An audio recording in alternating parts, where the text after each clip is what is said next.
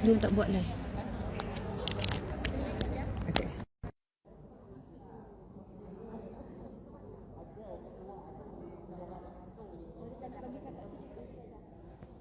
Tak apa.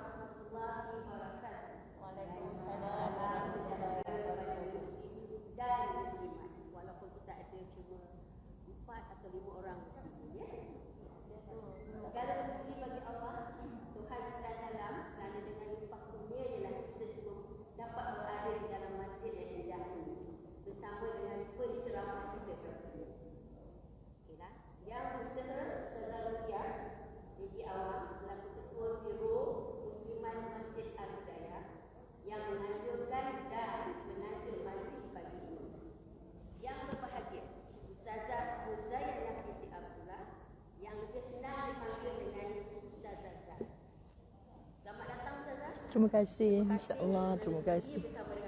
Alhamdulillah, insya-Allah. Kami ini sangat berterima kasihlah kerana warga Kelana Jaya ini pertama kali dapat mendengar ceramah daripada Ustazah. Betul, insya-Allah.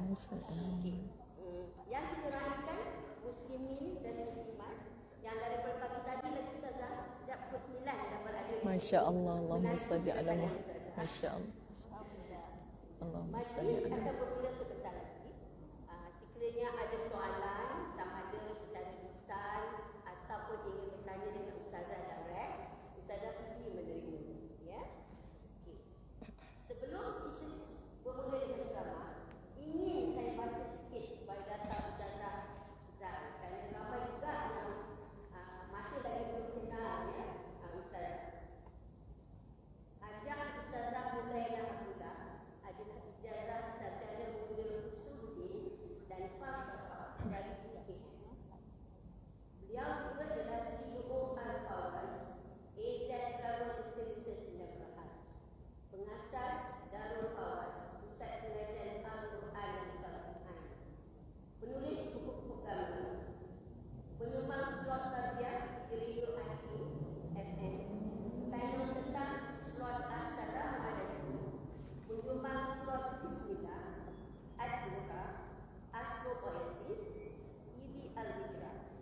Beliau juga merupakan pendakwa bebas dan berpengalaman luas dalam membimbing guru program. Ustazah juga boleh kita layani ya melalui Telegram, Facebook, Instagram dan berbagai lain. Di luar sana, insya-Allah akan ada buku-buku yang Ustazah tulis. Kalau muslimin dan muslimat ingin membelinya, silakan ya.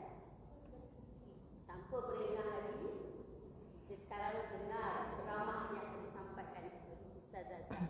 Silakan Ustazah.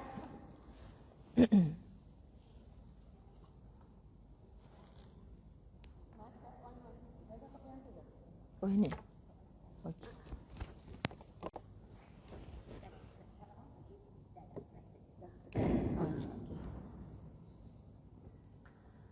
Dan subhanallah, Allahumma salli ala Sayyidina Muhammad, Allahumma salli ala Sayyidina Muhammad. Alhamdulillah, Allahumma salli ala Sayyidina Muhammad. Mari sama-sama insya-Allah kita mulakan dengan Ummul Kitab. Semoga Fatihah ini insya-Allah menjadi hadiah pahala daripada kita kepada junjungan besar Nabi Muhammad sallallahu alaihi wasallam sebagai hadiah tanda kasihnya seorang umat Nabi sallallahu alaihi wasallam, dan sangat-sangat mengharapkan syafaat daripada baginda Nabi sallallahu alaihi wasallam. Semoga kita layaklah mendapat kebersamaan dengan Nabi sallallahu alaihi wasallam di dalam syurganya Allah satu hari nanti. Niatkan juga menjadi pahala yang mengalir untuk kedua orang tua kita yang telah kembali ke rahmatullah. Siapa saja yang kita sayang kerana Allah telah mendahului kita, kita ini pasti akan menyusuli mereka. Mudah-mudahan berkat doa Allahumma ghafir lahum warhamhum wa'afihim wa'fu anhum. Allah ampun dosa-dosa mereka. Allah kabulkan doa-doa kita untuk mereka. Dan kita bertemu dengan mereka di dalam syurganya Allah satu hari nanti. Amin. Menambah-nambah juga mudah-mudahan keberkatan majlis ilmu ini. Barakah daripada Ummul Kitab. Al-Fatihah.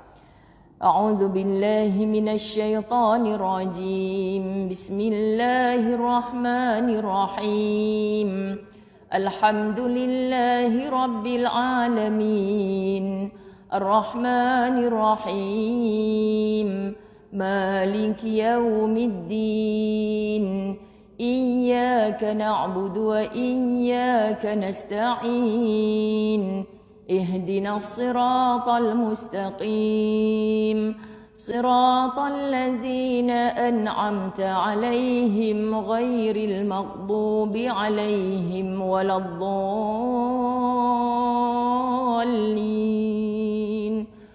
آمين. بسم الله الرحمن الرحيم الحمد لله رب العالمين والصلاة والسلام على أشرف الأنبياء والمرسلين وعلى آله وأصحابه أجمعين رب اشرح لي صدري ويسر لي أمري واحلل عقدة من لساني يفقه قولي ربي يسر ولا تعسر يا كريم ربي زدني علما وارزقني فهما. السلام عليكم ورحمة الله وبركاته. Apa khabar semua? Alhamdulillah, setinggi-tinggi syukur pada Allah Subhanahu Wa Taala, izin dan limpah kurnianya dapat kita bersama-sama di dalam Masjid Al-Hidayah. Okay, saya pertama kali sampai bukan saja ke masjid ini tapi di Kelana Jaya inilah. Walaupun orang KL sebenarnya menetap di Keramat, kampung Datuk Keramat, bapa saya di situ, dan saya sekarang menetap di Taman Keramat Permai, Kuala Lumpur.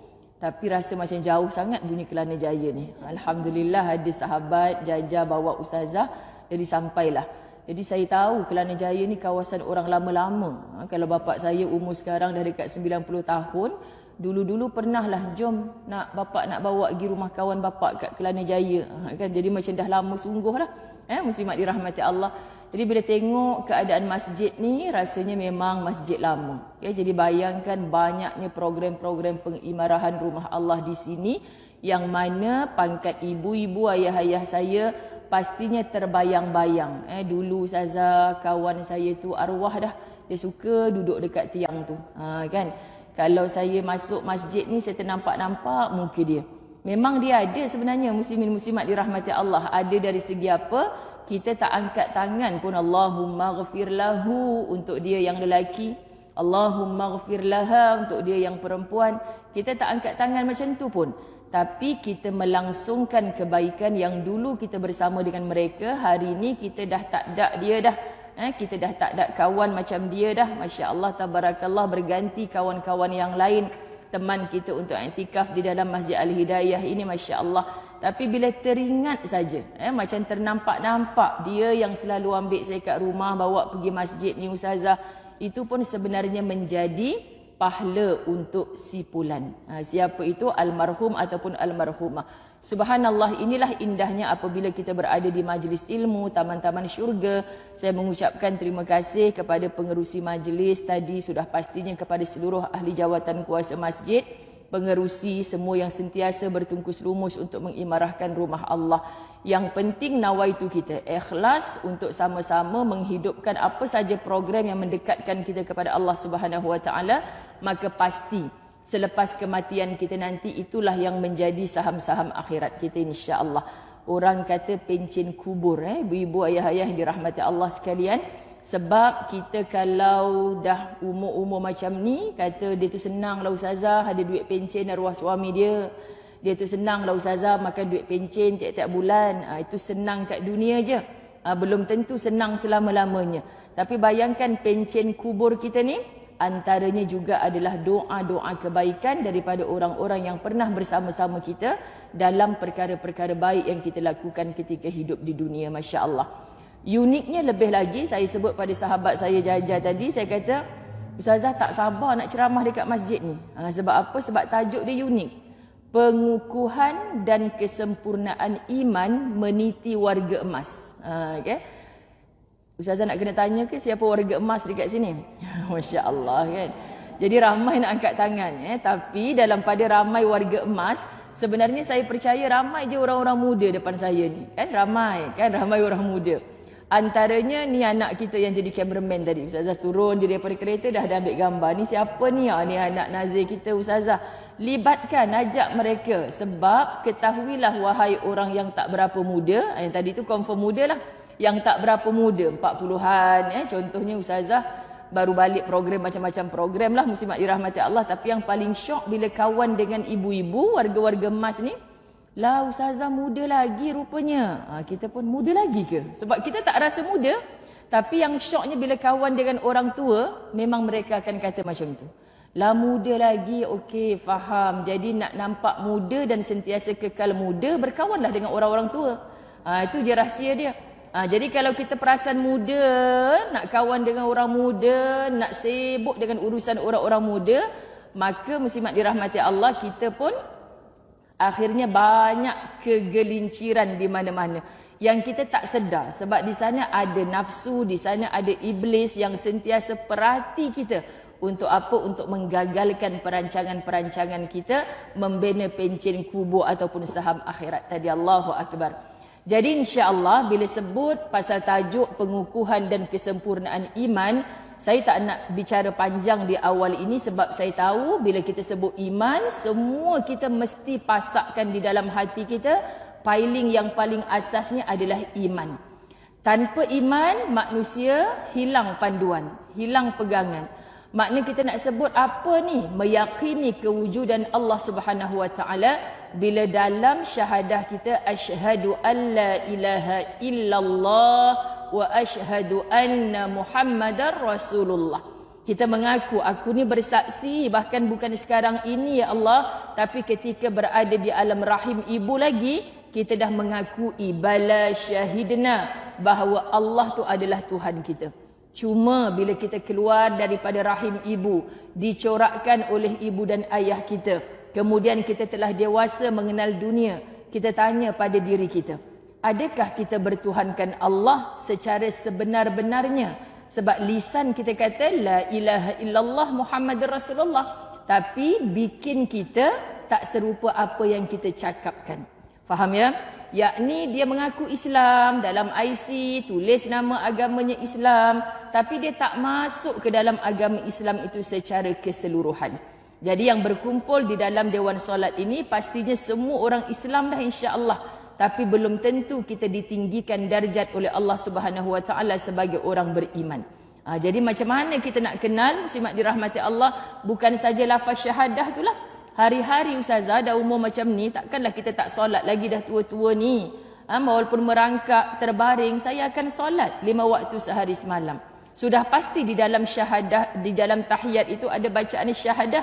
Maka seolah-olahnya saban hari, saban waktu berapa kali saya memperbaharui syahadah saya.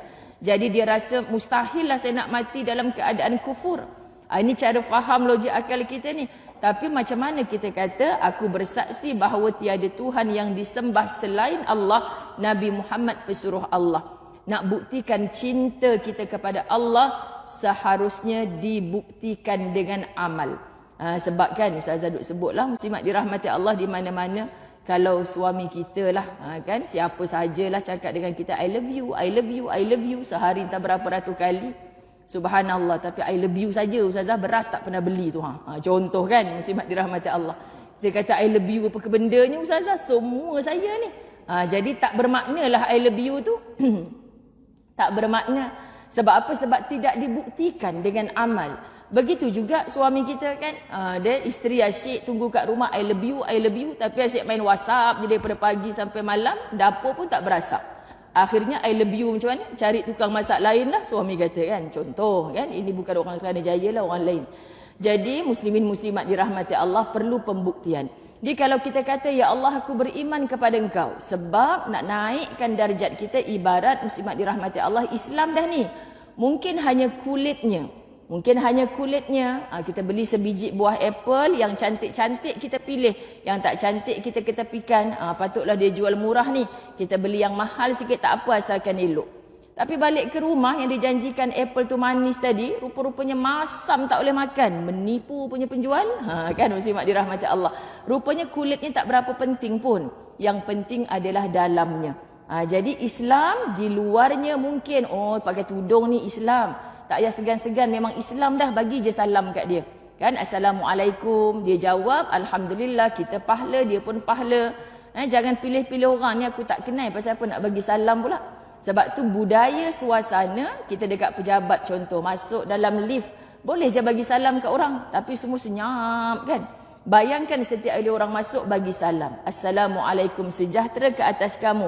Kita jawab waalaikumsalam warahmatullah. Bukan saja sejahtera ke atasmu, tapi rahmat Allah padamu. Kita assalamualaikum warahmatullah. Dijawab waalaikumsalam warahmatullahi wabarakatuh. Bukan saja salam, bukan saja rahmat Allah ke atasmu, tapi keberkatan mencurah-curah kepadamu. Ni doa kan? Bukan salah kita good morning, good evening, bukan salah. Tapi dalam Islam ni indah. Kenai tak kenai, Nabi suruh kita tebarkan salam. Jadi ini lambang kehidupan orang beragama, orang Islam. Masya Allah, tabarakallah, bila kita katakan Islam dah saya ni ustazah, sebab saya bersyahadah, sebab saya solat, sebab saya menunaikan puasa, membayar zakat. Saya ada mampu, saya pergi. Mampu, saya buat ibadah haji. Selesai rukun Islam. Seolah-olah baru sebelah kaki nak masuk ke syurga Allah. Itu pun yang solatnya tak pernah tinggal. Yang puasanya Masya Allah bukan saja menahan lapar dahaga. Lisannya turut berpuasa. Matanya diarahkan untuk berpuasa ketika dia berpuasa. Sebab ramai orang yang hanya puasa tahan lapar dahaga, tapi tidak diiktiraf pun sebagai orang yang layak masuk kepada pintu Ar-Rayyan. Pahala untuk orang-orang yang berpuasa, itulah balasan syurga untuknya. Tapi muslimat dirahmati Allah, kita ada sebut dalam mana-mana pertemuan para asatizah sentiasa mengingatkan kita. Cantik hubungan kita dengan Allah hanya melalui salat. Cantik hubungan kita dengan manusia melalui silaturahim. Dalam silaturahim inilah ada konsep zakat. Kenapa si kaya kena memberi zakat kepada orang miskin? Sebab Allah tumpangkan rezeki si miskin tu pada si kaya tadi. Jadi Allah paksa keluarkan sikit, bukan semua. Sebahagian kecil daripada harta kita, mana mungkin tidak ada sepanjang pengambilan rezeki daripada Allah Subhanahu Wa Taala, kita tak terjebak mungkin dengan perkara-perkara yang haram. Terkadang bukan diniatkan, bukan disengajakan, tapi kita terjebak. Ataupun sekurang-kurangnya syubhah. Kita ragu-ragu, ya Allah, ni aku tak nak buat kerja macam ni, tapi aku tak tahu bos aku ni arahkan pelaburan dia ke mana. Kita takut. Lalu mudah-mudahan zakat kita tu membersihkan perkara-perkara yang tanpa niat kita nak terjebak dengan dosa. Selain daripada kewajipan itu juga adalah apa yang Allah Subhanahu Wa Taala sebutkan kepada kita dalam konsep sedekah. Kan sedekah ni macam-macam cara. Bukan yang paling banyak, yang paling dipandang Allah, tapi yang paling ikhlas. Kan banyak kaedah, banyak cara untuk membuktikan kita ni sebagai orang Islam. Tapi muslimat, perbuatannya ada dah. Taubat secara zahir tu buat dah, tapi tidak lagi bertaubat secara batin. Macam mana taubat secara zahir? Allah, ustazah, kalau ustazah kenal lacik ni dulu, siapa orang Kelana Jaya ni tak kenal? Ratu Kebaya nombor 1. Contoh. Tu ada lagi gambar dekat dinding rumah. Tak payah tunjuklah dekat dinding rumah tu, cik. Raya-raya orang datang duk pakat tengok, ni kau ke Minah? Tu 30 tahun dulu. Tak payah tunjuk dah, sebab kita kata kita dah bertaubat. Kalau orang tengok, kita rasa bangga, rasa seronok, bermakna walaupun kita dah tinggalkan dosa tu, kita masih berbangga dengan apa yang kita buat dulu, itu masih dosa. Faham ya? Jadi kita nak berpisah ni, taubat secara batin bukan mudah. Muslimin muslimat dirahmati Allah. Zahirnya dulu tak solat, sekarang solat. Tapi adakah solat kita masih solat yang macam dulu-dulu lagi? Dipanggil hayya 'alas salah, kita main jawab, jap lah, kerja aku tak siap lagi ni. Kan kita pula main jawab kat dia. Sebab bila kita uruskan hubungan kita dengan Allah, Allah akan uruskan, mudahkan segala urusan kita dengan hamba Allah. Jadi subhanallah, meningkatkan ketinggian darjat kita di sisi Allah Subhanahu Wa Taala hanyalah dengan iman dan taqwa. Ini saya bercakap dengan ibu-ibu, ayah-ayah saya yang Masya Allah pengalamannya jauh lebih luas. Biar pilah MC kita baca biodata apa benda panjang-panjang tu seduk giling kepala siapalah yang bagi ni kan. Cukuplah Ustazah Zai walaupun dekat banner tu kenapa pula dia je nama Ustazah macam ni. Sebab apa? Sebab pelik sikit. Dia MUZAYY tapi jadi ZAI. Pasal apa orang panggil Ustazah Zai? Itu sebab ada orang kata ingat nama Zaitun, ingat nama Zainab. Tak apa lagi lah kalau ada nama Zainal, tu dia gelak kat Ustazah. Ingat Zainal Ustazah, bukan Cik Muzayyanah. Ejaannya memang ZAY tapi dibaca sebagai Zai. Sebab apa? Sebab ada dalam bahasa Arab insya-Allah. Muslimat, muslimin yang dirahmati Allah. Sebab ramai muslimat hari ini. Kalau kita bicara tentang warga emas, kita automatically faham usia 60 tahun ke atas. Betul kan? Ibu-ibu, ayah-ayah dirahmati Allah. Tetapi Ustazah Zai tidak memandang usia warga emas tu 60 tahun. Kalau tidak, kita sendiri menjadi sejarahlah telah membuktikan kepada kita tak ramai sangat pun sebenarnya orang usia 60 tahun ke atas yang meninggal dunia. Fasa kita hidup di akhir zaman, hatta sahabat-sahabat saya yang menguruskan jenazah dalam fasa COVID, selepas COVID ni, kita masih lagi ada sisa-sisa COVID ni. Dalam tempoh 2 tahun ini mereka buat kajian, lebih 60% kematian adalah pada usia 40 tahun ke bawah. Terkejut muslimin muslimat dirahmati Allah. Maknanya yang paling ramai meninggal dalam tempoh 2 tahun ini adalah orang muda, bukan orang tua. Jadi kita takut dengar. Sebab tu Ustazah kata ayat pertama saya nak rujuk untuk pelajaran hari ini, pertemuan kita hari ini. Bukanlah Ustazah nak berkuliah sangat sebab pertama kali datang. Saya percaya Masjid Al-Hidayah dikunjungi oleh ramai para ulama asatizah kita yang mereka menadah kitab. Tinggal kita nak datang tak datang je. Kuliah maghribnya, kuliah subuhnya, hadirkan diri sungguh-sungguh. Itulah guru kita yang sebenar. Sebab mereka hujan, ribut, mereka tetap datang. Jadual saya setiap hari Selasa dekat Masjid Al-Hidayah. Datang mereka. Biar pergi 5 orang je duduk kat depan ni. Itulah sebenarnya kuliah, majlis ilmu, guru kita. Tapi Ustazah Zai hanya sekadar datang untuk mencantum ukhuwah fillah. Kan? Cakap jauh tak jauh TV Al-Hijrah dengan Masjid Kelana Jaya. Jauh. Dekat je Ustazah. Kenapa? Kalau dekat nak balik rumah dulu boleh. Kenapa Ustazah nak balik rumah? Ustazah macam segan lah pula nak pergi masjid tu. Sebab muslimat dirahmati Allah, sebab pagi tadi saya di TV daripada subuh kita dah gerak. Kan jadi kadang-kadang bila nak pergi masjid pakai baju bling-bling ni rasa macam kelakar pula lah kan. Terpakai, macam mana dia terpakai, lupa lepas ni ada masjid.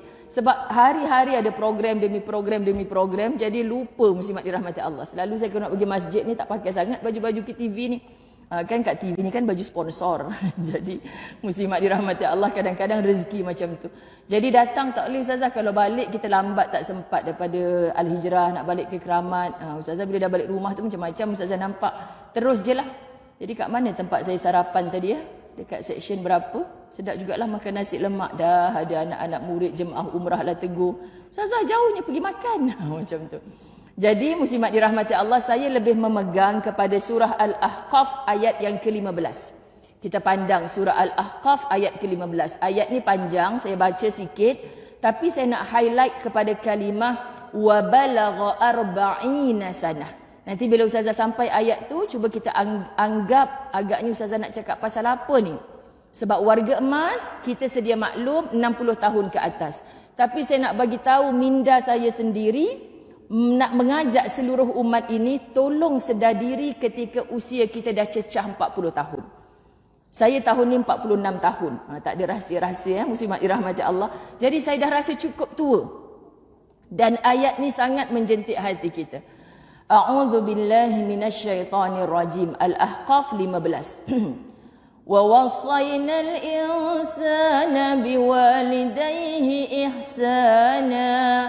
حملته أمه كرها ووضعته كرها وحمله وفصاله 30 شهرا حتى إذا بلغ أشده وبلغ 40 سنة قال رب أوزعني أن أشكر نعمتك التي أنعمت علي وعلى والدي وأن أعمل صالحا ترضاه وأصلح لي في ذريتي إني تبت إليك وإني من المسلمين. Sadaqallahul Azim. Ramai asatizah bacakan ayat ni pada kita. Banyak bentuk-bentuk tadabbur untuk meleburkan takabur kita, menambah-nambahkan iman kita semakin subur. Persiapan kita masuk ke alam kubur tak lain tak bukan adalah dengan tadabbur Quran. Katanya Allah melalui ayat panjang ini, dan kami wajibkan manusia berbuat baik kepada kedua ibu bapanya. Ibunya telah mengandungnya dengan menanggung susah payah dan telah melahirkannya dengan menanggung susah payah. Sedang tempoh mengandungnya beserta dengan tempoh menceraikan susunya ialah dalam masa 30 bulan. Setelah ia besar sampai ke peringkat dewasa yang sempurna kekuatannya dan sampai ke peringkat umur 40 tahun. Atas tu saya tak bahas. Bab mentaati ibu dan ayah banyak dari ulas.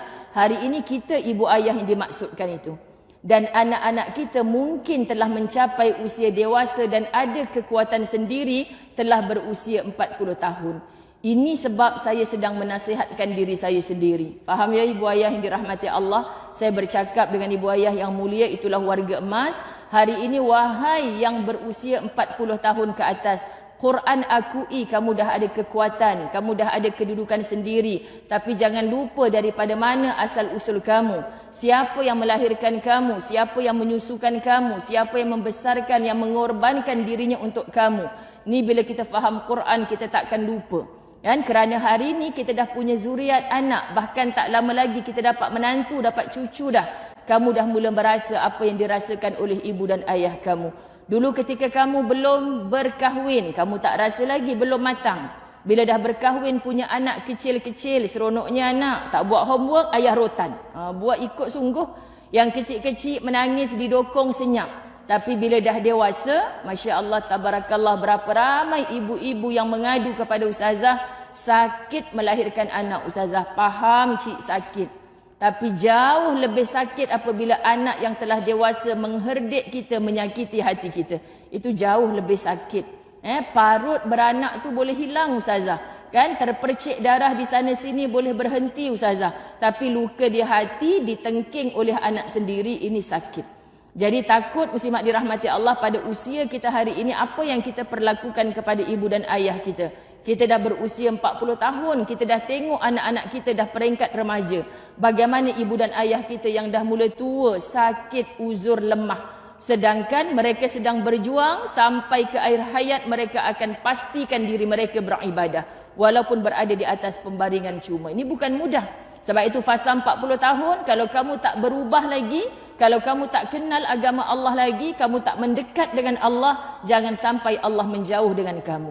Kamu dah miliki rumah besar, kamu dah punya kereta yang membawa kamu ke sana sini. Tapi membawa kamu makin jauh dengan Allah, jangan tanya Allah. Gaji aku besar ya Allah, anak bini aku semuanya okey-okey ya Allah, tapi kenapa hati aku tak tenang? Kerana kamu tidak mempersembahkan segala yang kamu miliki pada usia ini ke jalan-jalan Allah. Maka wahai yang usia 40-an, Nabi SAW mendengar ayat ini terus praktik akannya. Itulah Allah Subhanahu Wa Taala mengajarkan, berdoalah ia dengan berkata. Ini doa untuk orang yang berusia 40 tahun ke atas. Kita amalkan, duduk dalam surah Al-Ahqaf ayat yang ke-15. Wahai Tuhanku, ilhamkanlah daku supaya tetap bersyukur akan nikmat-Mu yang Engkau kurniakan kepadaku dan kepada ibu bapaku. Kita minta dengan Allah, bantu aku untuk sentiasa bersyukur kepadamu. Umur 40 tahun dah, dulu tak ada pasangan hidup ketika 20-an. Sekarang dah ada pasangan hidup, bahkan ditambah dengan zuriat beberapa orang. Dulu rumah menyewa, sekarang dah ada tempat yang stabil, ada kedudukan sendiri. Kan pada usia 40-an ini dah sedikit stabil kehidupan kita. Dah banyak nikmat yang kita dapat. Tapi berapa ramai orang yang kufur akan nikmat tersebut. Jadi makin sibuk. Dulu masih tak sibuk, masih sempat datang masjid. Sekarang usia dah 40-an, makin naik pangkat, makin tinggi gaji, makin jauh dengan masjid. Masya Allah, ini berlaku dalam kehidupan kita. Lalu Allah ajar, wahai Tuhanku, ilhamkan akan daku supaya tetap bersyukur akan nikmatmu yang engkau kurniakan kepadaku dan kepada ibu dan bapaku. So doa ni bukan untuk diri kita sendiri, tapi kita mendoakan ibu dan ayah kita.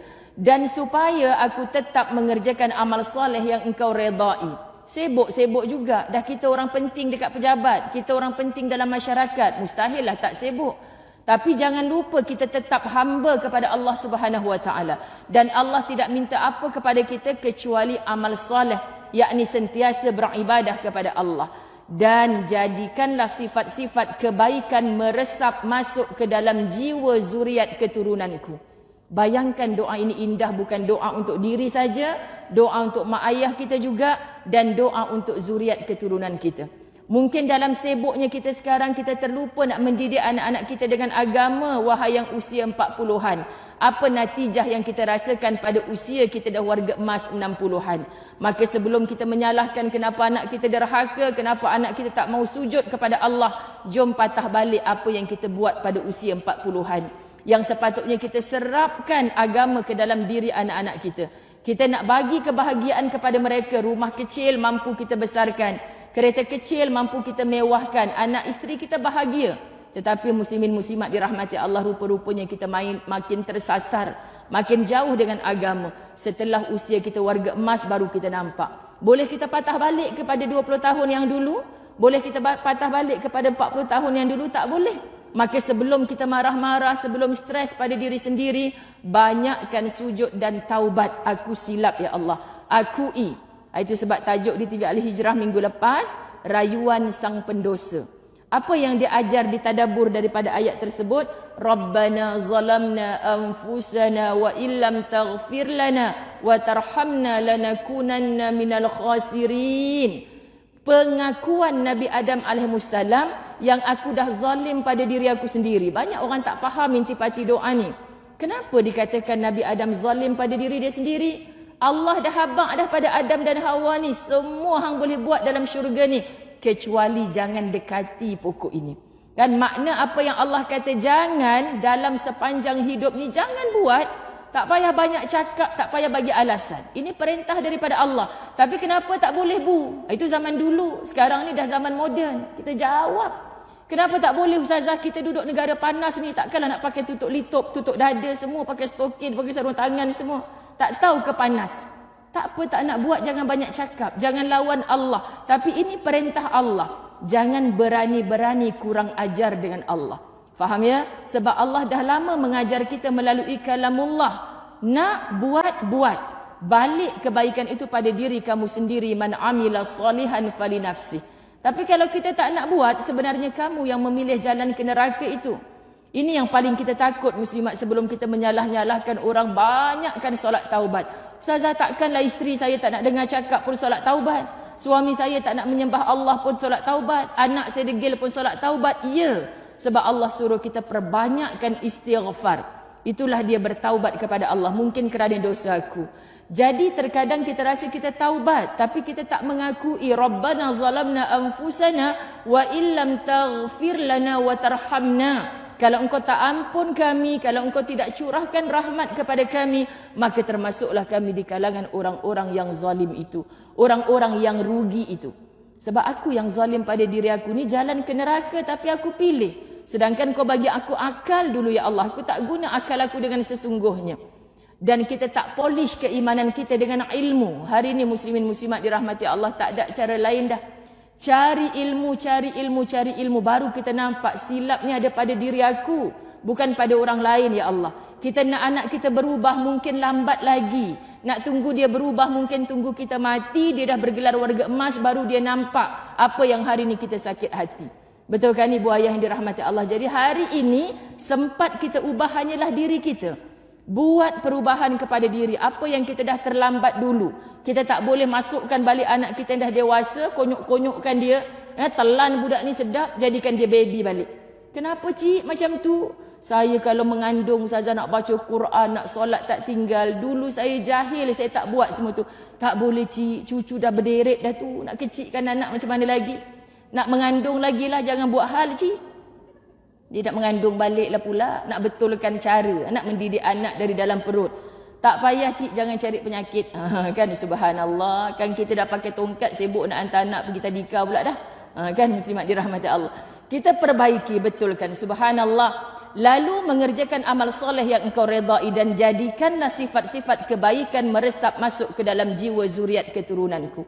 Doa ibu ayah yang dirahmati Allah. Memang ada kita kecewa, kita nak anak kita macam ni tapi dia jadi begitu. Terus-terusan doa yang sungguh-sungguh ikhlaskan hati menjadi ibu ayah kepada mereka.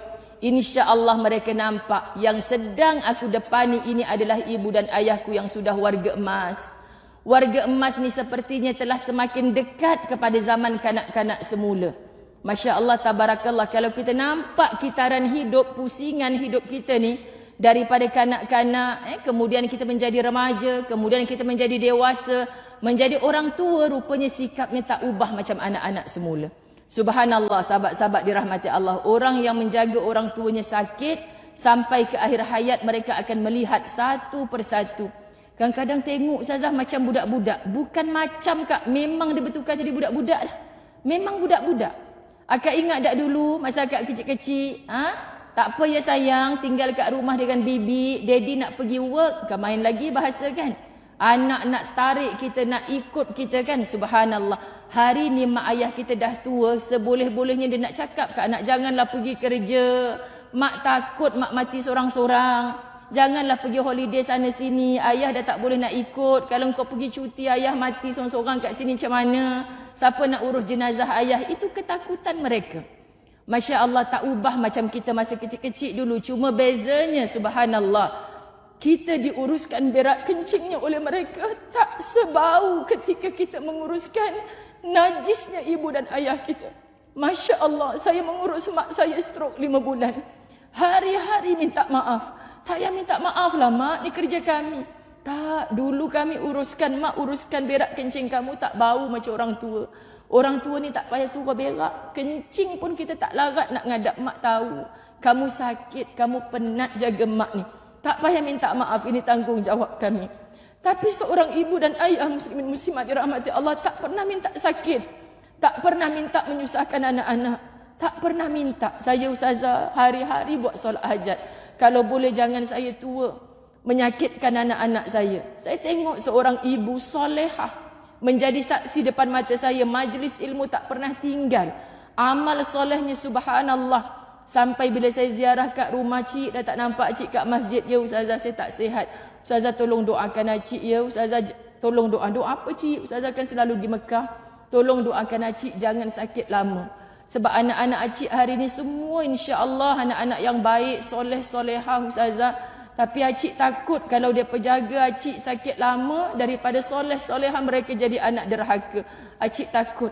Sebab mata acik menjadi saksi mereka ni anak yang baik. Bukan senang jaga orang tua sakit Ustazah, bukan senang. Rupanya sahabat ibu yang solehah ini, saya tengok dah masuk 6 tahun dah sakit berada di pembaringan. Sampai sekarang waya. Saya tengok Allah, terkenang-kenang, teringat-ingat makcik ni bila cakap dengan Ustazah. Tapi insya-Allah sahabat-sahabat dirahmati Allah, bila meninggalkan anak soleh-solehah, insya-Allah ibu ini walaupun dah tak boleh bercakap, walaupun dah masuk tiup dekat hidung kan, makanannya dah bukan macam kita, tapi insya-Allah anak-anaknya masih menjaga dengan ketaatan. Kita tak nak betapa sakitnya seorang ibu, seorang ayah dibasuh berak kencingnya tapi dengan keluh kesah. Kan mulutnya tak berhenti-henti. Mak ni menyusahkan orang je, menyusahkan orang je. Bayangkan sahabat-sahabat dirahmati Allah, ketika kita menguruskan anak-anak kita. Saya selalu cakap dengan orang-orang muda. Bayangkan dulu mak ayah kamu uruskan kamu, berak kencing kamu, sakit kamu, semuanya dengan pengharapan. Sihatkan anak aku ya Allah, panjangkan umurnya, beri kesihatan yang baik, besar jadi anak soleh-solehah yang bermanfaat. Kenapa mereka selalu mengharap anak panjang umur? Sebab mereka mendapat manfaat daripadanya untuk dunia dan akhirat. Tapi tidak sedikit hari ini anak-anak yang memelihara ibu dan ayahnya. Dia tak berdoa biar cepat mati mak ayah aku ni, tak berdoa. Dia tahu itu kederhakaan. Tapi sahabat-sahabat dirahmati Allah, tidak sedikit yang ya Allah, sebenarnya saya bukan minta mak saya mati Ustazah. Tapi saya kesian tengok mak saya ni sakit di hujung usia. Kesian, saya je jaga mak saya, adik-beradik saya buat tak tahu je. Saya sedih Ustazah. Jadi sebenarnya apa yang kamu nak minta dengan Allah? Kan, kalaulah mati itu lebih baik bagi mak ayah. Kamu tahu tak, ketika mak ayah kamu hidupkan kamu, hatta kamu OKU sekalipun, mereka sanggup berhenti kerja. Mereka sanggup tinggalkan kesenangan. Dia nak dengan tangannya sendiri membesarkan anak-anaknya, menjaga anak-anaknya. Tapi bila kita dah sampai usia warga emas, bukan semua orang direzekikan mempunyai anak yang demikian. Allahu Akbar, ibu-ibu, ayah-ayah yang dirahmati Allah. Sesungguhnya sahabat-sahabat dirahmati Allah, Allahumma salli ala Sayyidina Muhammad. Jadikanlah sifat-sifat kebaikan meresap masuk ke dalam jiwa zuriat keturunanku. Sesungguhnya aku bertaubat kepadamu. Dan sesungguhnya aku dari orang-orang Islam yang tunduk patuh. Ayat panjang ini berakhir dengan wa inni minal muslimin. Aku ni orang Islam. Maksud Islam ni sentiasa merasa sejahtera. Maksud Islam ni menyerahkan segala-galanya kepada Tuhannya dalam keadaan tunduk dan patuh. Allahu Akbar, sahabat-sahabat dirahmati Allah. Jadi saya nak maklumkan Nazir kita minta maklumkan bahawa masjid ada buat live sebenarnya. Kan kami sebenarnya pihak Ustazah Muzayyana, kalau masjid buat live kami share je daripada masjid. Tapi Jaja tak tahu ni sebab tengok tak ada siapa-siapa pun, baru saya perasan tu. Okey. Dah ada jadi sebab kita nak, saya lebih selesa bila saya dijemput ke mana-mana, kita live daripada page masjid supaya orang kenal masjid mana ni. Tapi bila masjid tak buat live, baru saya gunakan page saya. Di situ pun sebenarnya satu iklan. Iklan untuk apa? Dekat Kelana Jaya ni ada masjid, nama Masjid Al-Hidayah. Ini program-program kami. Ini sebenarnya sekarang ni Masya Allah sangat membantu kerja-kerja dakwah. Jadi sahabat-sahabat muslimat yang dirahmati Allah, muslimin muslimat yang hadir pada pagi ini, ini Ustazah Zai punya pandangan. Bukan warga emas tu daripada usia 60 tahun, tapi tolong merasa wahai 40-an, kamu juga bakal menjadi warga emas. Okey ya? Pertama, ini tak tahu pukul berapa nak habis ni. Duk syok dengan tajuk ni Ustazah, Masya Allah. Tapi Ustazah Zai juga dalam lebih 20 tahun kerja dakwah, saya selalu sebut saya memandang warga emas adalah usia 50 tahun ke atas. Secara peribadi tadi, Ustazah kata saya siap sedia untuk menjadi warga emas daripada usia 40-an. Siapa yang ada rakan-rakan sebaya saya usia 40-an? Dah tak macam dulu sangat, muslimin muslimat dirahmati Allah. Baru ni saya balik daripada Mekah bawa jemaah 2 bas 27 Ogos sampai kat rumah pukul 2 pagi. Besok tu ada kuliah. Cakap dengan ustaz, kalau dulu macam larat bang hari ni macam lemau pula. Perasan dah. Kadang-kadang terus balik kampung, drive ustaz drive. Ya abang tak boleh lah sekarang drive malam, tak tahu mesti nak singgah, tidur dulu baru larat. Jadi kami punya fresh pukul 4 pagi, bangkit, mandi, pergi drive, insya-Allah sampai dekat mana-mana radar, solat subuh. Solat subuh, minum kopi sat, baru sambung drive lagi. Itu baru 40-an, belum 50-an, belum 60-an. Jadi jangan act macam umur 20-an, mula-mula kahwin dulu, 30-an, tak sama dah. Jadi kita dapat rasa, Allah bang kita yang 40-an ni, pakailah suplemen hebat macam mana pun, cuma kekuatan semangat ni. Ya aku ada program ni, kena juga. Bismillahirrahmanirrahim.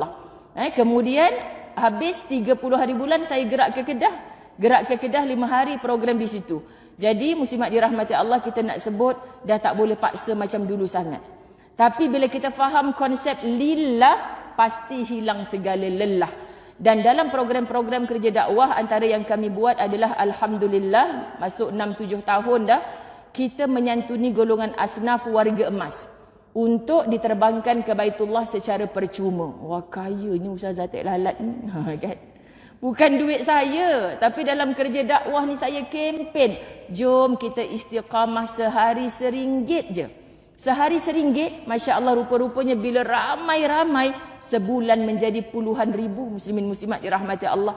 Sebab kita tengok dalam media sosial hari ni, yang selagi mana kita menjaga hati kita untuk kita live kan. Saya tak larat nak keluarkan resit satu-satu untuk RM1 berapa ribu orang masuk. Join sajalah setiap kali saya nak terbangkan orang daripada fasa interviewnya, bagi tahu kenapa golongan ni terpilih. Kami bawa ke KLIA berapa orang, terbang Mekah, Madinah, bagaimana ibadah mereka dan selamat balik semula ke KLIA. Itu bukan sebab ustazah, tapi sebab duit anda sehari RM1. Jadi di situ mereka timbul percaya, amanah tu masih diberikan. Kalau nak percaya sebab ustazah bagi risit, boleh percaya ustazah ni, kita bank in RM1 hari ni, besok keluarlah risit kat kita. Tak larat nak keluarkan risit beribu-ribu tu. Jadi tengok sajalah, betul lah ni jumlah ni. Subhanallah, ada bahagian akaun yang jaga. Jadi saya bagi tahu mereka, warga emas kami ni adalah umur 50 tahun ke atas. Kenapa muslimin muslimat? 60-an orang bandar sangat lain dengan 60-an orang kampung. Ini yang saya jumpa. Baru ni kami bawa umrah Syawal tempoh hari 5 orang pakcik-pakcik dari Sandakan. Masya Allah, susah nak bawa mereka ke KLIA. Nelayan, tak pernah keluar daripada kampung. Masya Allah, subhanallah. Saya tengok muka mereka masa kami interview tu, saya rasa pakcik ni mesti umur dah 70 lebih ni. Rupanya umur mereka baru 52, 53 kan. Jadi saya dengan ustaz bincang, kesian yang tangan pun Abang Salam tadi kasar-kasar, yang tengoklah mereka buat kerja apa. Kelapa sawit, pergi laut. Jadi walaupun umurnya baru 50-an, memang layak diwarga emaskan. Syukur masih sihat, betul kan? Tapi orang bandar kadang, betul ke pakcik ni umur 68? Ustazah kenapa? Nampak macam sweet 17 ke? Kan main, subhanallah. Memang nampak kerja duduk dalam aircon mungkin kan? Masya Allah, tabarakallah. Masih sihat ke sana sini, nampak gagah boleh bawa kereta. Allahu Akbar. Tetapi kekuatan dalaman mereka, Masya Allah, pakcik-pakcik Sandakan ni terkejut saya. Muslimin muslimat bawa pergi Mekah, mereka siap naik Jabal Nur, masuk dalam Gua Hira. Saya kata jangan pakcik, pakcik tu dah warga emas, ustaz tak bagi, 40 tahun ke bawah baru ustaz bagi naik. Lepas tu tak apa ustazah, cuba dulu. Cuba mereka yang angkut orang 40-an ni naik atas. Itu pun tak larat bah, dia tanya. Maknanya mereka ni tenaga luar biasa hebat. Tapi muka nampak tua sahabat-sahabat sebab mereka kerja tu. Jadi saya cakap, bang, boleh tak kita nak bawa fakir miskin warga emas ke Baitullah ni? Jangan pilih warga emas 60-an. Bawa yang 50-an. Itulah warga emas. Mereka dah penat bekerja keras. Tengok wajah mereka, kedut-kedut di wajah mereka itu menunjukkan penatnya mereka menafkahi keluarga. Okey, tim saya setuju. 50 tahun bagi tabung umrah dan amanah saham akhirat adalah warga emas. Masya Allah. Jadi bila orang ustazah ni kami nak rekomenkan siap kami ni, usia dah warga emas tapi tak pernah ke Baitullah. Ada seorang lagi bendahari kami ustazah pun tak pernah ke Baitullah tapi belum warga emas. Umur berapa tu Ji? Umur dia baru 51. Itu warga emas tu bagi kami. Peliknya ustazah ni. Memang itu warga emas bagi ustazah Zai. Sebab kita nak mereka pergi masih dalam ada kudrat dan sihat. Walaupun tak bawa waris. Muslimin muslimat dirahmati Allah. Barulah 40 tahun tadi warga emasnya ustazah Zai. 50 tahun tadi warga emasnya tabung umrah dan amanah saham akhirat. Hari ni baru kita pindah kepada warga emasnya yang diiktiraf oleh dunia usia 60 tahun ke atas. Apa maksud? Kita belajar satu lagi ayat Allah Subhanahu wa taala dalam surah An-Nahl ayat 70. A'udzu billahi minasyaitonir rajim. Wallahu khalaqakum summa yatawaffakum ومنكم من يرد إلى أرذل العمر لكي لا يعلم بعد علم شيئا إن الله عليم قدير. Dan Allah yang menciptakan kamu daripada tiada kepada ada. Kita kena faham manusia ni, sahabat-sahabat muslimin muslimat dirahmati Allah, daripada tiada kepada ada. Dulu kita tak ada, tiba-tiba Allah adakan kita. Dan setelah kita ada ni, kita mesti meyakini satu hari kita akan tidak ada. Dan bukan berhenti di situ saja. Setelah kita tidak ada, sahabat-sahabat muslimin muslimat, kita mesti buat persiapan untuk hari adanya kita semula. Dan adanya kita pada saat itu tidak akan ada mati-matinya lagi, bahkan abadan abada. Jadi apa sangatlah matlamat hidup, kejayaan di dunia yang sementara ini, yang dunia ini pasti fana, hancur, binasa. Tapi kehidupan akhirat yang abadan abada. Jadi orang yang tidak beriman kepada hari kiamat, dia hidup dan kadang-kadang bila dia ada masalah, dia nak tembak diri dia sendiri. Mati bunuh diri bagi orang yang tidak beriman kepada Allah. Semoga bukan kita, bukan zuriat keturunan kita. Kenapa mereka rasa banyak sangat masalah tak selesai-selesai ni, bunuh dirilah? Sebab bagi mereka ingat masalah akan selesai dengan matinya. Rupanya masalah akan lebih besar selepas kematian. Kerana penat saja kamu menyembah Allah, beramal soleh kononnya, tapi kamu mati dalam keadaan berputus asa daripada rahmat Allah. Maka tidak akan dinilai seluruh amal soleh kamu, kerana kamu telah mati dalam kekufuran kepada Allah. Jadi wahai orang beriman, mengaku Islam belum tentu lagi beriman. Tapi orang beriman sudah pastinya adalah orang-orang Islam. Tolong meyakini bahawa nanti satu hari ni kita akan diadakan semula oleh Allah dan tanpa ada mati-matinya lagi. Jadi seluruh warga emas yang mendengar pada hari ini, kita ni dah on the way menuju mati. Ada warga emas yang kata lambat lagi kot Ustazah, kencing manis tak ada lagi ni, jantung tak ada lagi. Kita bukan nilai macam tu sahabat-sahabat muslimin muslimat. Logik akal kita selalu berangan-angan. Ustazah, bapak saya sendiri dulu, alhamdulillah Allah bagi 7 orang anak. Seorang meninggal masa kecil, tinggallah 6. 4 lelaki, 2 perempuan. Saya perempuan sulung setelah mak saya lelaki. Yang kelima saya ni barulah perempuan. Jadi muslimin muslimat dirahmati Allah, bayangkanlah betapa sayangnya mereka pada saya. Mak saya kata, kau melalak je masa kecil dulu, mak kata kan. Patutlah rupanya nak jadi penceramah. Jadi saya pun cakap, ibu-ibu yang ada anak cucu melalak je, jangan marah-marah. Kan sebab mak saya memang layan sungguh-sungguh. Bapak saya kata, kalau dokong baru senyap. InsyaAllah nanti jadi penceramah tu kan. Melalak je rupanya, manja terlebih. Sebab lelaki baru dapat perempuan. So bapak saya perasan kan sebagai seorang ayah, tak apa, tak risau dah. Nanti ada setiap penghujung keranda yang nak bawa aku ni anak lelaki. Penjuru depan 2, penjuru belakang 2. Tapi bila Allah uji abang saya dalam tidurnya di malam Jumaat yang sulung, meninggal dunia tiba-tiba dalam tidurnya. Masya Allah, sahabat-sahabat dirahmati Allah. Mak saya kata tak aksiden, tak apa, dalam tidurnya meninggal dunia pada usia 35 tahun. Bapak saya kata apa, tempang dah, nanti siapa nak usung keranda aku.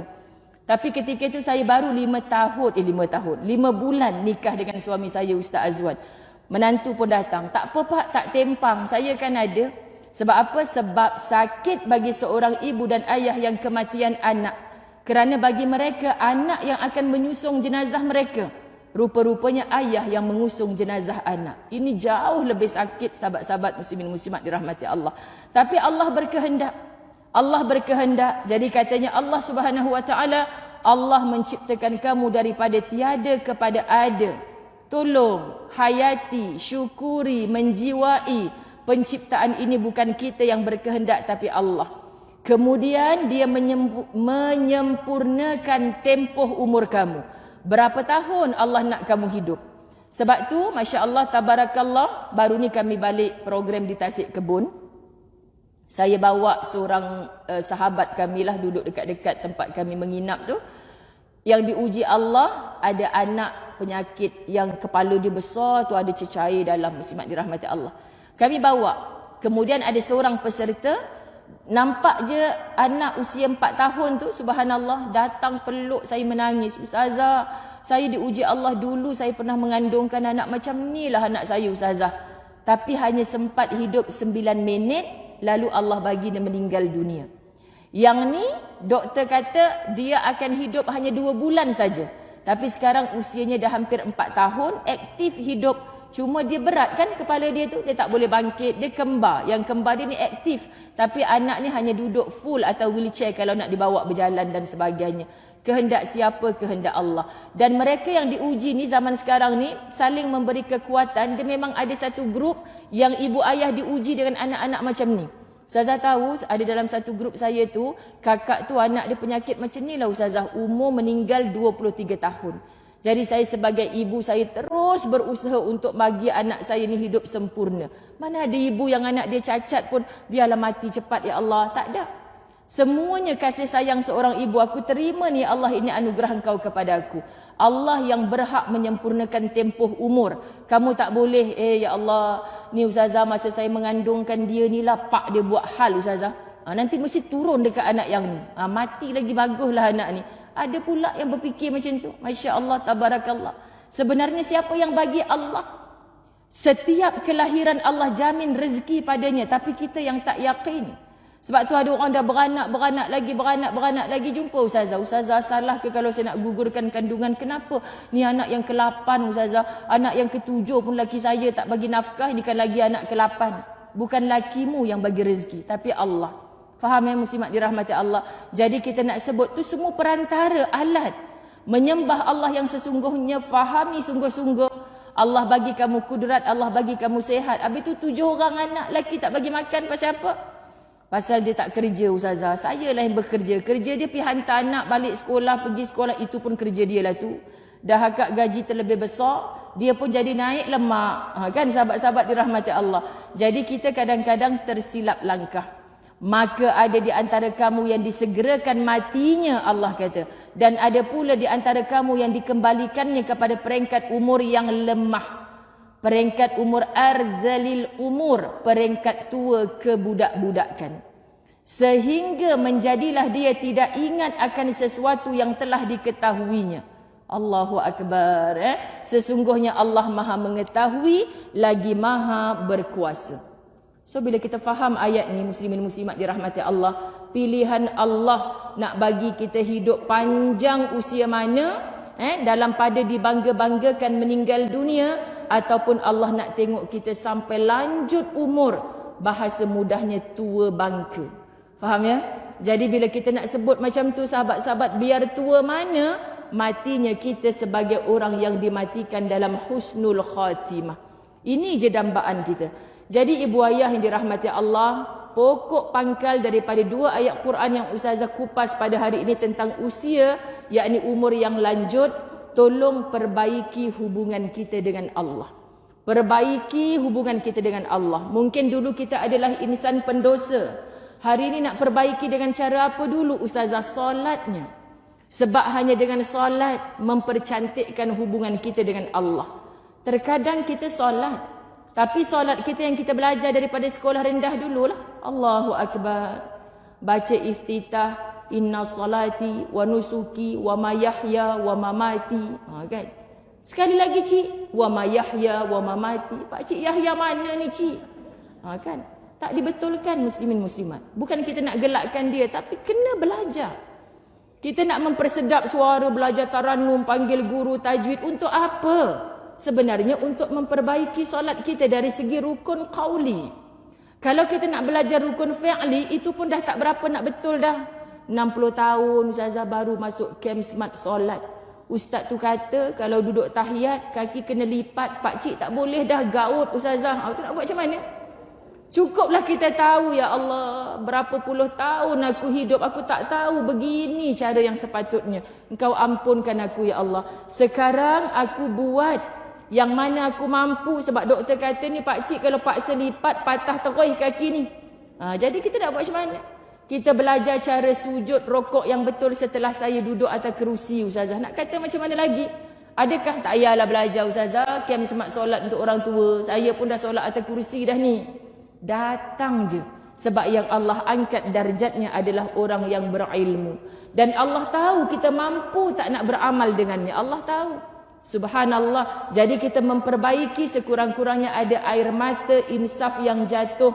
Banyaknya aku buang masa dulu ya Allah. Ada peluang nak belajar memperbaiki solat tapi aku buat tak tahu. Dah tak boleh nak betulkan rokok sujud aku. Dah tak boleh nak betulkan lidah aku untuk memperbaiki bacaan. Baru aku nak belajar. Jadi paling kurang ada sedar. Banyaknya dosa aku ya Allah. Kau ampunkan aku. Sahabat-sahabat muslimin muslimat. Dan kita akan bersungguh-sungguh mendoakan anak aku ya Allah. Walaupun baru 20 tahun, 30 tahun, 40 tahun. Campakkan kesedaran pada hatinya untuk solat, jaga solat. Paling kurang ibu ayah yang rukun qaulinya, fi'linya tak mampu nak diperbaiki. InsyaAllah sudah memperbetulkan rukun qalbinya. Betul kan? Hati aku ni ketika solat. Untuk siapa? Maka peringkat ibu ayah lah yang menunggu waktu solat. Kenapa ada pakcik-pakcik pukul 12 tengah hari dah buka pintu masjid? Cik 1 jam lagi ni nak azan Zuhur. Tak apalah Ustazah, niat iktikaf kat rumah pun bukan buat apa. Andai dia mati sebelum azan Zuhur, Allah dah pandang roh tu diangkat macam orang solat Zuhur. Kenapa? Sebab belum azan dia dah siapkan roh dia untuk menyembah Allah. Ini yang kita dapat bila kita pergi Mekah Madinah. Subhanallah, tua muda semua. Bilal imam masih duduk kat rumah lagi, tapi depa dah duduk depan sof utama. Sebab apa? Nak tengok Kaabah ustazah. Alah, awal sangat cik. Ni Bilal pun duduk guling-guling lagi kat masjid dekat rumah dia ni. Tak pergi masjid lagi. Tak apa ustazah, bila lagi kita nak sampai sini? Masya-Allah. Tapi bila balik ke Malaysia, ajak pergi masjid, penat ustazah. Kan penat aja. Ingat Tuhan tertinggal kat Mekah ke apa? Kan sahabat-sahabat dirahmati Allah. Tu bila kita tak mampu ke sana dengan duit, tolonglah masjid surau di rumah Allah ni, kita orang yang pertama datang. Sebab tu saya kata kepada orang-orang yang kita taja umrah ni, sahabat-sahabat, sebab syarat saya pertama tak pernah pergi Mekah dalam usia 50 tahun ke atas. Kedua, memang ahli karyah tengok dia ni memang asnaf kat tempat kami ustazah, memang rasa sampai kiamat pun takkan boleh pergi dengan duit sendiri ustazah. Ibu tunggal tu menyara anak-anak lagi. Itu yang orang recommend pada kami. Kemudian ustazah, kalau bab masjid surau ni memang dialah belum azan dia yang datang. Bukan siap tu. Siapnya malas nak buka pintu masjid. Yang tak siap tu pula yang buka pintu masjid. Contoh, bukan kat sini, tempat lain ya sahabat-sahabat. Jadi ustazah pun kata, Pak Cik niatkan. Saya tak boleh lupa saya pergi interview seorang Pak Cik di Johor. Surau tau muslimin muslimat. Masa tu hujan. Allahu Akbar, saya tak boleh lupa. Ustazah tu lah ustazah Pak Cik yang kami nak recommend tu ustazah. Saya tengok dia turun, anak dia hantar naik motor kan. Bersusah payah, rupanya kakinya sebelah lagi tongkat. Dulu dia dulu kakinya sempurna, tapi sebab kemalangan kat tempat kerja, kilang yang dia kerja, akhirnya kaki dia kena potong sebelah. Jadi lepas dia dah tak ada kaki ni, dia memang tak ada kerja tetap. Kemudian dia akan ke surau rumah dia ni setiap waktu, 5 waktu sehari semalam. Yang saya tersentuh hati tu, surau tu ada tangga. Bayangkan dia tempang, tongkat dulu naik, kaki sebelah. Kak, memang tiap waktu ada, tiap waktu Zazah. Hujan, ribut, anak hantar, tak hantar, Pak Cik ni memang dekat masjid. Saya jumpa dia dengan air mata. Saya kata, Pak Cik, patutlah Allah jemput Pak Cik ke Masjid An-Nabawi dan Masjidil Haram. Sebab Pak Cik sangat mengimarahkan rumah Allah yang kecil dekat rumah Pak Cik ni. Walaupun Pak Cik dah tak ada kaki. Pak Cik siap sedia ke nak diterbangkan ke Mekah? Saya dah lama teringin ustazah. Kita pandang ustazah risau ya Pak Cik tak ada kaki sebelah. Saya nak sangat. Saya percaya kalau orang ni yakin pada dirinya, kita tak boleh halang. Dia mampu bawa dirinya sendiri. Ternyata di sana dialah orang yang paling awal pergi masjid surau. Ya Allah Tuhan, benarlah Allah cakap in tansurullah yansurukum. Kamu bantu agama Allah, bantu apa Pak Cik ni ustazah? Bantu imarahkan rumah Allah. Inilah yang Allah hadiahkan kepada Pak Cik kegembiraan. Walaupun bukan dengan duit sendiri, Pak Cik dapat terbang ke Baitullahil Haram. Ini beberapa orang yang saya jumpa di seluruh Malaysia sahabat-sahabat. Sebab apa Allah hadiahkan mereka kegembiraan? Kerana mereka menjaga hubungannya dengan Allah. Solat. Perbaiki solat. Di awal waktu, hayati bacaan-bacaan dalam solat. Handphone ni canggih, record suara kita. At-tahiyyatul mubarakatus salawatut tayyibatu. Record suara kita. Nanti buka buku anak-anak cucu kita. Kita dengar balik suara kita. Jangan masa cucu ada, jenuh kita kena ejek dengan anak kita. Atuk, macam suara atuk je tu. Bukan, ni suara kawan atuk, dia suruh semak bacaan solat dia. Kan? Padahal kita dengar suara kita, kita semak. At-tahiyyatul, bukan hi. Selama ni aku baca hi tu, huruf ha tu. Kan? At-tahiyyatul mubarakatus salawatut tayyibatu. Oh, ta, bukan tayyibatu. Baru kita, teruknya aku baca selama ni ya Allah. Ni dengar tak apa-apa kat handphone boleh. Tapi dengar suara sendiri untuk betulkan bacaan salat tak boleh. Senang je. Tahiyat, doa kunut. Ustaz, saya tahu Ustaz sibuk. Ustaz jangan viralkan pula suara saya ni. Saya nak pinjam masa Ustaz 2 minit je. Tolong semakkan bacaan tahiyat saya Ustaz. InsyaAllah Ustaz pun seronok. Okey? Jangan WhatsApp ke Ustaz Zai pula. Takut tahun depan baru jawab. Maknanya ustaz-ustaz kita yang insya-Allah yang minggu-minggu datang, sambil dia datang dekat sini, traffic light sekejap, dia on je dia dengar. Oh ni Pak Cik tu yang WhatsApp aku hari tu, insya-Allah sahabat-sahabat. Sebenarnya kalau ustaz-ustaz kita ni macam dia tak jawab ustazah dah seminggu. Kadang kawan yang solat hari-hari sebelah kita tu pun boleh tolong semakkan, saling menyemak. Sekurang-kurangnya ada usaha memperbaiki bacaan solat kita. Itu hubungan kita dengan Allah. Perbaiki solat walaupun di hujung usia ibu ayah, bila kita ziarah dengan kawan-kawan kita tak sihat di hospital, di rumah, di mana-mana, tolong peringatkan, aku sayang engkau kerana Allah, minta maaf sangat kan kau masih ada akal kan, macam mana solat engkau sekarang? Aku sedih, anak aku tak bawa aku pergi bilik air, aku dah tak boleh pergi bilik air sendiri. Macam mana aku nak bersihkan najis, macam mana aku nak solat? Kau nak tak kami sayang kau kerana Allah? Kau ada duit pencen kan? Kami uruskan Ada orang tiap waktu solat basuh berak kencing kau ni, yang penting kau solat. Usahakan anak dia tak nak jaga solat dia, tak payah dikecam-kecam. Kita mampu, kita nasihatkan. Itu rezeki takdir di penghujung usia dia. Tapi sebagai kawan-kawan kita boleh bantu mempermudahkan. Apatah lagi kita masih sihat. Sahabat-sahabat, kalau kau tak bernajis, aku boleh je waktu Zuhur aku datang spraykan kau wuduk. Yang penting solat. Kita tak boleh bangkit tak apa, di pembaringan hatta kerdipan mata boleh solat. Sebab berapa ramai yang diuji. Sebab itu diajar oleh Nabi, kita minta Rabbana la tuzigh qulubana ba'da idh hadaitana wa hab lana min ladunka rahmah innaka antal wahhab. Apa cakap-cakap kita dengan Allah? Tuhan, kau dah bagi aku hidayah. Dulu muda-muda aku tak solat, umur 50-an aku solat, sekarang aku umur 70-an aku dah tak mampu nak solat. Tapi aku masih punya akal ya Allah, macam mana aku nak solat? Bantu aku, mudahkan. Itu yang sampai ada ambil pembantu khas untuk uruskan berak kencing mak ayahnya. Sahabat-sahabat dirahmati Allah, jangan sampai tak solat. Warded dekat hospital berhari-hari tak solat. Berapa ramai saya belum mak saya sakit dekat hospital. Mak sedih, macam mana mak nak cakap? Mak duduk hospital kelas 3 ni, berapa orang satu ward ni. Mak bukan nak kata mak ahli syurga, tapi semua orang tak sembahyang. Subuh, Zuhur, Asar, Maghrib. Yang hujung tu dah 3 minggu dah duduk tak solat. Tapi hari-hari main WhatsApp. Mak saya kata. Sedih muslimin muslimat dirahmati Allah. Boleh pergi bilik air sendiri tapi tak solat. Jadi kerana apa sahabat-sahabat? Akal masih ada. Macam mana nak tahu akal masih ada? Orang ziarah dia pergi sembang terkikik-kikik, zaman muda, zaman kerja, semua sembang. Masya Allah. Dia boleh ingat. Ni tadi kawan ayah tu datang bagi sampul RM50 kan dalam dia. Ayah hintai dah tadi tu. Ingat. Tapi solat tak nak. Maknanya kamu masih ada akal. Tolong, syaitan sangat. Sebab anak tak sedikit jumpa ustazah-ustazah. Bapak saya tu dulu imam. Puasa Isnin Khamis ni tak tinggal. Saya sedih ustazah di penghujung ni. Bapak saya tak nak solat.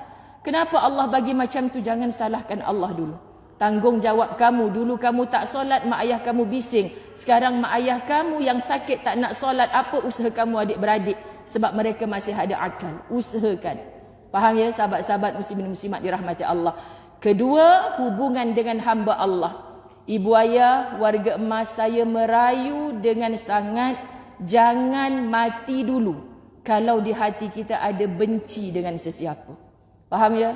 Tak kiralah benci tu pada adik-beradik yang berebutkan harta arwah mak ayah kita, pada anak yang lepas kahwin dah tak ingat langsung kat kita. Tak kiralah benci pada siapa, tolong ajar hati untuk buang benci tu. Sebab takkan ke syurga orang yang ada setitik zarah benci dalam hatinya. Kerana dengki, kerana dendam, sakit hati, tolong. Jangan sampai kita mati ada musuh. Kalau orang bermusuh dengan kita tak tahu hujung pangkal, ustazah, saya dah minta maaf, saya dah datang, dia tutup pintu. Saya sedih ustazah, saya tak nak mati dalam keadaan saya ada musuh. Saya dah dengar dah ceramah sana sini. Saya tak nak. Soal acik, dah jumpa dia minta maaf, dia tak maafkan, itu hal dia. Tapi acik jangan ada benci orang sebelum mati. Maafkan, belajar memaafkan. Itu sebab pagi tadi di TV Al-Hijrah antara yang menyesakkan jantung hati saya, sahabat-sahabat. Kan rancangan dengar di TV Al-Hijrah 21 episod kami handle. Ya Allah, saya stres bila nak habis program ya Allah. Sebab kami turun padang jumpa ya Allah yang isu haruan makan anak. Tadi diulang lagi kan dalam cerita tu. Subhanallah, antara aib dan kehormatan. Ustazah ingat senang nak maafkan. Macam mana saya nak maafkan dia ustazah? Anak saya mengandungkan suami saya punya anak. Berapa banyak suami, yakni bapa-bapa tiri yang meratah anak-anak sendiri. Ini berlaku muslimin muslimat. Takkan saya nak maafkan? Ustazah, saya nak maafkan macam mana? Anak saya kena penjara sebab dia tuduh anak saya mengedar dadah padahal anak saya tak buat. Berlaku ibu-ibu dirahmati Allah. Jadi takkan nak maafkan. Subhanallah, kalau kita pandang makhluk itu memang kita takkan maafkan. Kita sakit, kita penat, kita takkan maafkan. Tapi kalau kita pandang Allah, takkan berlaku satu perkara tanpa izinnya Allah. Allah menguji keimanan aku. Allah nak test aku sebelum aku mati ni. Allah datangkan manusia seperti itu. Hatta dia derhaka di hadapan aku. Macam mana aku nak maafkan dia? Ya Allah, hari ni entah berapa hari lagi aku nak hidup. Tolong bantu aku membuang segala sarang-sarang mazmumah ini ya Allah. Aku tak nak ada hasad. Aku tak nak ada benci pada sesiapa. Tolong ya Allah, ajarkan aku untuk berlapang dada. Minta ibu-ibu. Jatuhkan air mata kita di malam hari. Hantarkan hadiah kepada mereka biar dia terbeliak mata. Buang tebiat ke? Dah tua-tua hantar hadiah ke aku pula. Memang aku buang tebiat. Tak lama lagi je aku nak mati ni. Kalau tak aku mati, hang mati. Buat apa kita nak bermusuh-musuh lagi? Tolong jangan ada musuh sebelum mati. Sayanglah qiyamul lail kita ibu ayah. Sayanglah solat tunduk kita kepada Allah. Sayanglah penat-penat tutup aurat bersedekah segala. Allah tak pandang. Kerana kita mati dalam keadaan hati kita ada benci. Boleh ya ibu ayah sekalian, hari ni Ustazah tak minta tolong angkat tangan. Saya ada 3 musuh hidup ni Ustazah. Bekas suami, anak tiri, tak payah ceritalah. Kita sendiri yang akan uruskan. Subhanallah. Ketiga ibu ayah, jangan takut mati. Jangan takut mati. Sebab semua orang akan ke situ. Tua, muda, sakit. Kadang-kadang sehat-sehat je meninggal dunia. Subhanallah, sebab mati itu hanya bersyarat hidup. Yang hidup pasti mati. Dia tak ada yang sakit pasti mati. Buktinya yang sehat pun mati. Yang tua pasti mati. Tak semestinya kerana ramai yang muda juga mati. Faham ya? Jadi sekarang kita hidup. Muzayyanah Abdullah, kamu pun pasti mati. Belum tentu warga-warga emas ni mati dulu. Mungkin kamu dulu, kamu kena buat persiapan. Jadi orang beriman tak takut mati. Yang dia takut apa akan berlaku kepada dia selepas mati. Sebab tu kalau kita perasan muda-muda dulu orang buat jahat kat kita, kau seorang boleh buat jahat. Aku pun boleh sing-sing lengan sama. Tapi bila dah tua-tua, anak pula jadi batu api. Mak ni asyik maaf. Kan? Kita kata tak apalah, mak dah tua. Nak balas apa lagi? Kang mak lawan dia debik mak balik, mak juga yang kojol. Baik mak maafkan aja senang. Kita pun tak faham, mana aku dapat jiwa macam ni ya Allah? Dulu aku ni menyeringai habis. Sekarang ni orang buat apa aku kerja maafkan je. Inilah hati yang mulia. Mudah-mudahan bakal pulang kepada Allah sebagai husnul khatimah. Ya sahabat-sahabat, dapatkan jiwa yang macam tu. Kalau dah sampai warga emas tua, nak gaduh dengan besan, gaduh dengan menantu, Allah ya Karim. Tolong merasa takut nak mati. Ini maksudnya. Yang keempat, persiapan mental.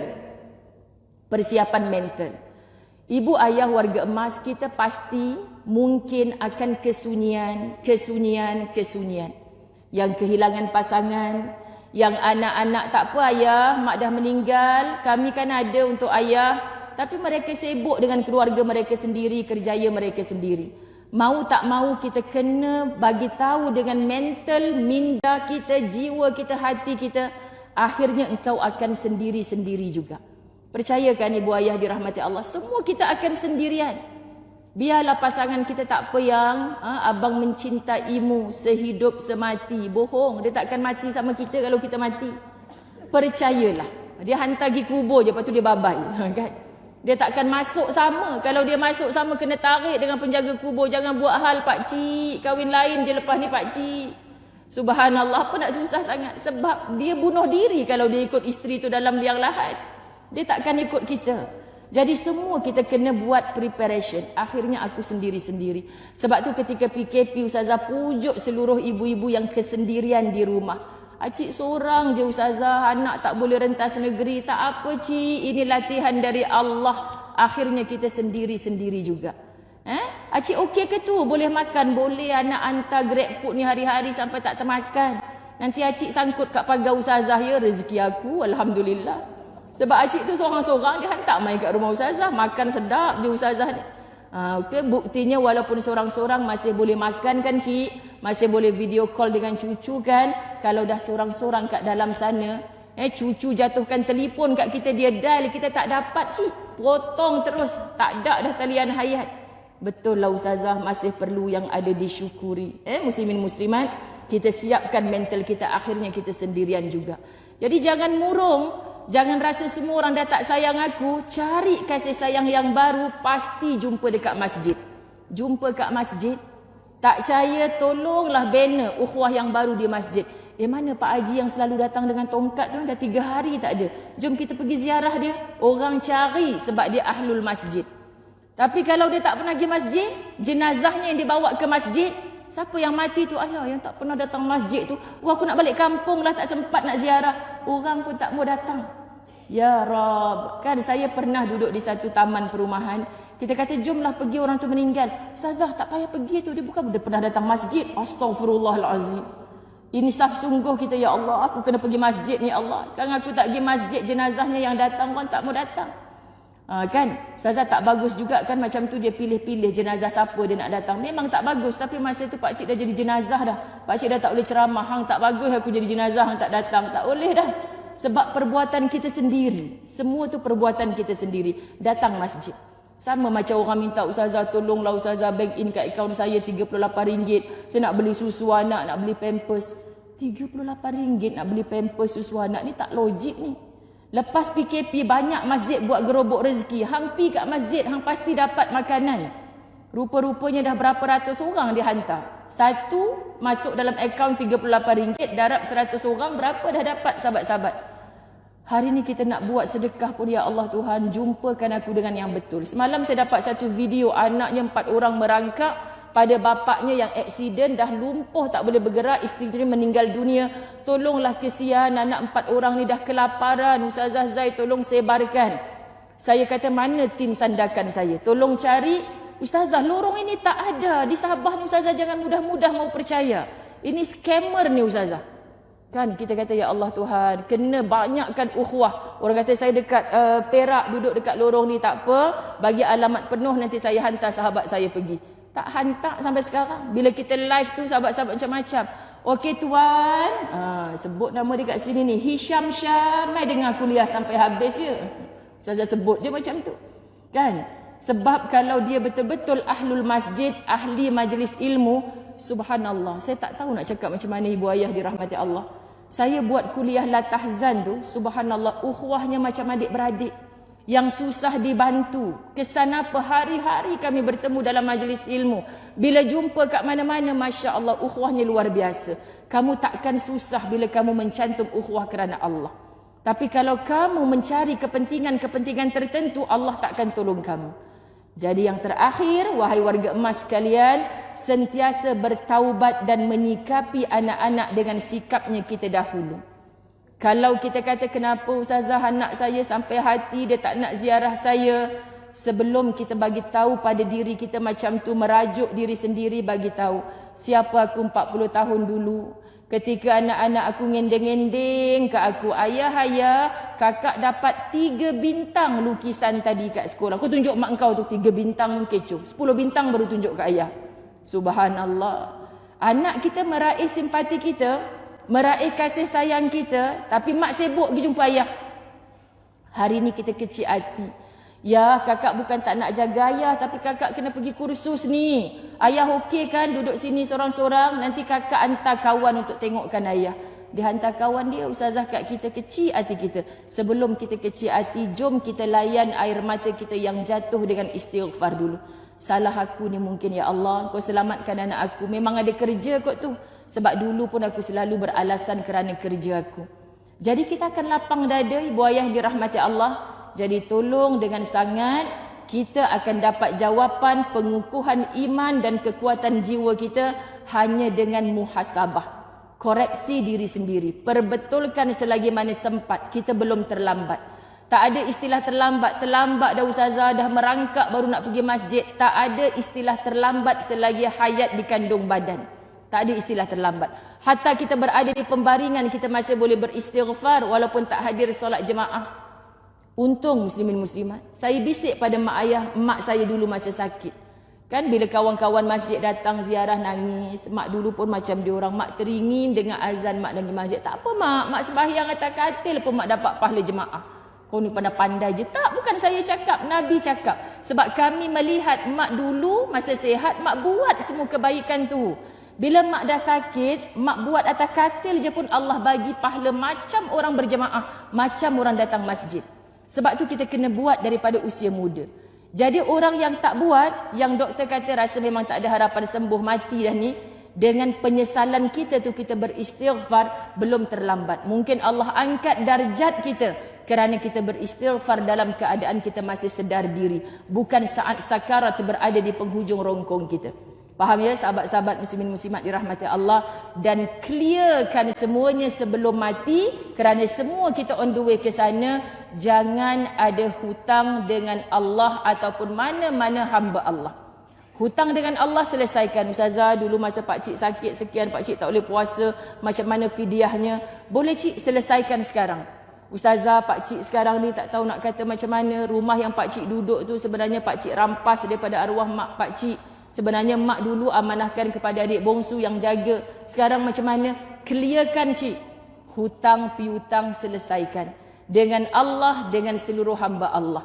Biar kita macam muflis sebelum balik bertemu Allah. Tapi di sisi Allah kita lah orang yang paling kaya raya. Kerananya kita tak ada hutang dengan sesiapa di atas dunia. Jadi mudah-mudahan ibu ayah sekalian, ibu ayah mungkin merasakan akulah warga emas yang Ustazah maksudkan, tak. Tapi Ustazah Zai merasakan akulah 20 tahun yang akan datang. Jadi sama-sama kita perbaiki diri, perkukuhkan keimanan kita, cari kawan-kawan yang sealiran minda fikrahnya dengan kita, yang saling ingat memperingatkan, yang saling sokong menyokong, yang saling nasihat menasihatkan. Itulah dia hati yang sihat, yang akan balik kepada Allah sebagai orang yang direzekikan mati dengan qalbun salim. Hati yang penuh kesejahteraan insya-Allah. Jadi saya pohon ampun, maaf zahir batin. Okey, saya bukan niat mengajar ibu dan ayah sekalian, cuma sekadar tazkirah. Sama-sama memberi peringatan untuk diri kita yang sentiasa lupa. Moga Allah redha pada kita, moga Allah ampun dosa-dosa kita, moga Allah kabulkan doa-doa kita. Bertemu kita di dunia di dalam taman-taman syurga. Moga-moga di kampung akhirat nanti Allah jumpakan kita sekali lagi di dalam syurga yang sebenar. Ampun maaf sekali lagi, wabillahi taufik wal hidayah. Assalamualaikum warahmatullahi wabarakatuh.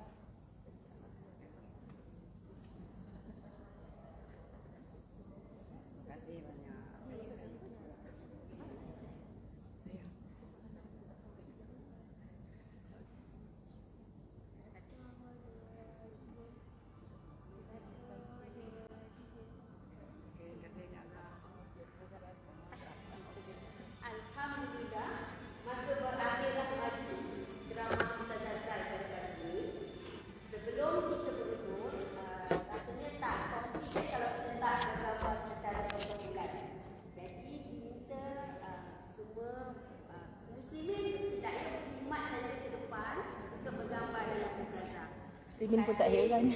Silakan.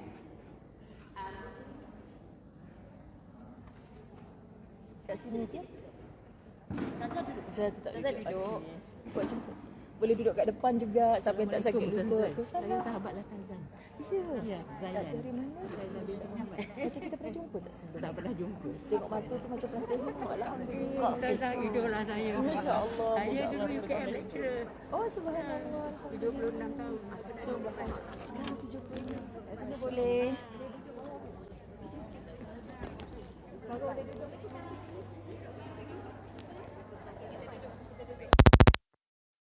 Duduk.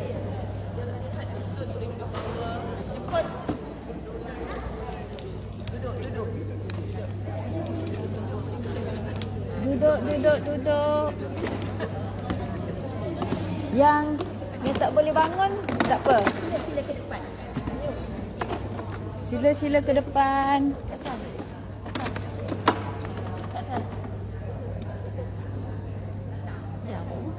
Bawa ada dekat tu Kak Rina tu.